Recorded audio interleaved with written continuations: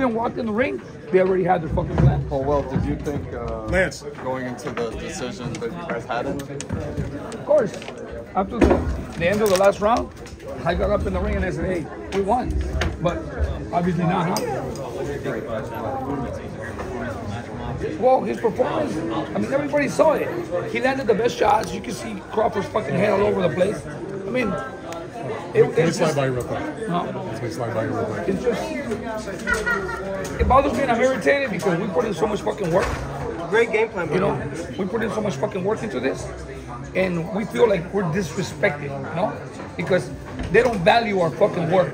I mean, we go to the fucking gym 8 weeks, every fucking day, just to make things happen, you know, to give a great performance like tonight.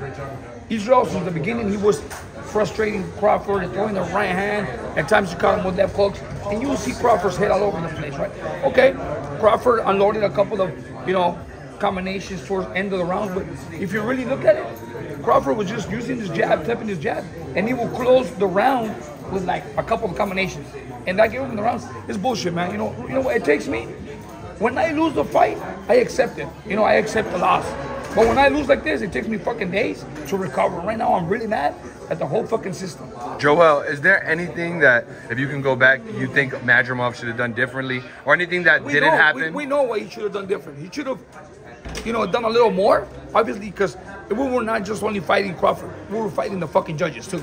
Simple as that. Everybody knows it's common sense. Basically, you have to fucking kill him to get a draw. You know, I mean, we knew from the beginning everything is, oh, you see all the attention, it's all Terence Crawford. I mean, I knew, but I know what I got. My team and I, we put in a lot of work to give a great performance, to get in there, and, you know, like I said, I don't mind. Exactly, you guys say, it was a close fight. Okay, fuck it, it was a close fight. Give us a draw. Because to me, a draw's a win against the best fighter pound for pound. You know? And it's just right now I'm fucking irritated because, like I said, it's gonna take me a while, maybe a week or two, to get over this and ignore it. But it's not fair. Well, obviously you had Madrimov winning, but how many, like, what was your score? How many rounds did you have him winning? For me? Yeah. I had Israil winning at least 6 rounds.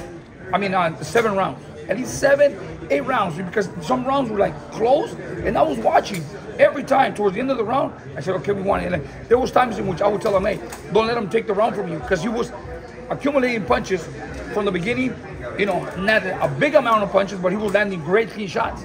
And then towards the end of the round, Crawford will get close to him and unload a combination, 3 or 4 punches, land 1 or 2, and that will take the round from us.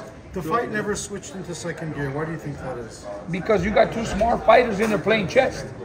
You got 2 smart fighters trying to make each other make mistakes and make them pay for it. It's a fight like that. If there's a second fight, you're gonna see a different fight because now they know each other. But you got 2 great fighters in top shape. They're playing a chess game from beginning to end, you know? And it's just a matter of making a mistake and things go down. And these guys, from the first round to the 12th round, they play a chess game. And I think Israil moved this game better than Crawford. What was your advice? Well, Terence seemed to struggle. Obviously, clearly struggled with Israil and the weight and everything like that. Do you see anything different being with the Canelo? Obviously, a lot bigger. Look, I mean, if Canelo lands the shots that Israil landed on Crawford, I don't have to say it. I like Crawford. Great guy. I have a lot of respect for him. He deserves. I mean, the spot where he's in, but come on, you gotta be fair. You gotta be fair to the work that we put into it, you know. I mean, we're not here just to give the people a show and walk away and say, okay, we're comfortable, we lost. No, it's not like that. We fucking work. Everybody works hard in the gym, you know. Israil works. He sacrifices his family. He has a baby in Uzbekistan. His mom, his whole family in Uzbekistan, and for them to travel to the United States and put in the work, and they don't see their families. Believe me, he's not like all these American fighters, all these Mexican fighters, they come and, you know, they bring their families and, you know, they go to Disneyland, they go to SeaWorld and shit like that. No, these guys don't do that. These guys are 100% disciplined. That's why when they fight, they give it their all. And they deserve some credit, man. Joel, did Crawford show you anything different than what you were game planning with your brother back in India? Of course. Look, I mean, going back to Crawford, when he showed me back in India, Crawford was with me helping Bradley when he only had 6 fights. He was young. didn't have as much experience. He was great, you know, as a young fighter, as he is now. Now he's more mature, he's more skillful. But you know what? Crawford is very patient. He has a lot of confidence, and that's what makes him great. But I'm not gonna take nothing from him. But tonight, my fighter did what he had to do to win tonight. And like I told you, I'm gonna repeat it one more time. A draw would have been a win for us. So at least he could keep his title because he did enough. Okay, let's put it this way. He did enough to walk away with a draw and walk away with his title, man. Come on. What was your advice to Israil in the 12th round? Because if he won that round, it would have been a majority draw.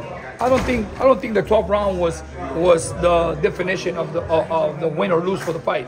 He was controlling the whole fight. Actually, he was walking 80% of the time. He was the one walking down Crawford, and every time he threw the right hand, he landed it, a hook. I mean, he wasn't throwing he wasn't using a big volume of punches, but every time he threw, he landed great shots on Crawford. Joel, do you think Crawford's still at the top of his game? Of course he is. Crawford's still at the top of his game, but I mean, he's stepping into a bigger division, and he wants to move up 2-3 divisions more. I mean, look at his performance tonight. How surprised was you with the level of effectiveness in Madrimov's offense tonight? Surprised? Why would I be surprised? That's what we worked on. We worked out in the gym. I'm not going to be surprised of something that we put together in the gym. I mean, I'm surprised about the decision. That's what surprised me, because he did everything he was supposed to do. Obviously, you cannot send Israil Madrimov to throw high volume of punches against a fighter that tries to make you make mistakes, to make you pay for them. You can't exchange with high volume of punches with Terence Crawford. You have to pick them. Like I said, it was a chess game. Two smart fighters with great ability in the ring. Do you feel like a rematch is in order? I mean, we can yell at the world and say a rematch, but they won't give. I mean, everything. Remember, when we walked into this fight, it was a lose-lose for us and a win-win for him. Right now, even though people say, "Oh, Israil won the fight," everything goes to Crawford. Why? Because he took the risk, moving a higher division, and went 12 rounds with a 154-pounder. You know, I've seen it before. I saw it when Mikey Garcia fought Earl Spence. I mean, look, Earl Spence won, and nobody spoke about Earl Spence. Everybody spoke about Mikey Garcia. Oh, he went 12 rounds with a welterweight. That's the way it is tonight. You know, and I'm being honest. He did his best. He did everything he had to do in the ring to walk away with a win.